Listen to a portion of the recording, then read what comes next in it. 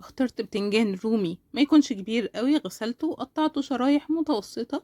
هديله رشة ملح علشان ينزل كل المرارة اللي فيه، وسبته في مصفى كده شوية.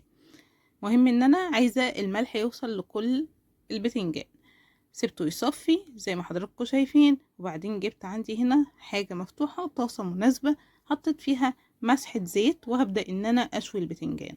الطريقة دي بتخلي البتنجان خفيف وما يشربش زيت كتير، وطعمه بيبقى حلو واخف. مهم ان احنا ما نعليش النار، يعني خلوا النار متوسطة علشان البتنجان يستوي معاكم كويس وما يتحرقش منكم.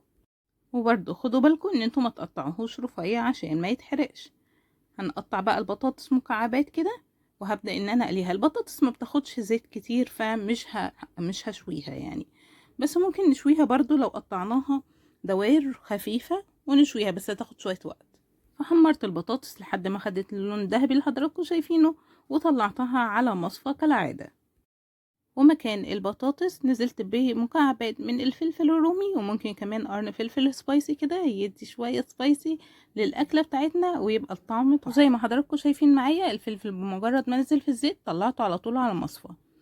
مكان ما حمرت البطاطس والفلفل خدت معلقة محترمة من الزيت وشوحت فيها معلقة كبيرة كده من الثوم المفروم مع شوية من الكمون، ونزلت بحوالي نص كوباية من الخل. هياخدوا غلوة واحدة بس وهرفعهم على طول.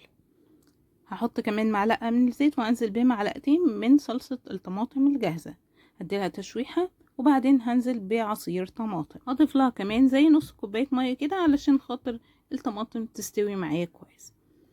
كده تمام، بدأت تستوي معايا. هنزل بقى بكمون وكزبرة ونظبط الملح ورشة من السكر. هنزل بقى بدقة الثوم اللي كنا عملناها في الأول مع الصلصة. التست هنا بيختلف شوية يا جماعة عن ما احنا نسوي الثوم مع الصلصة من البداية.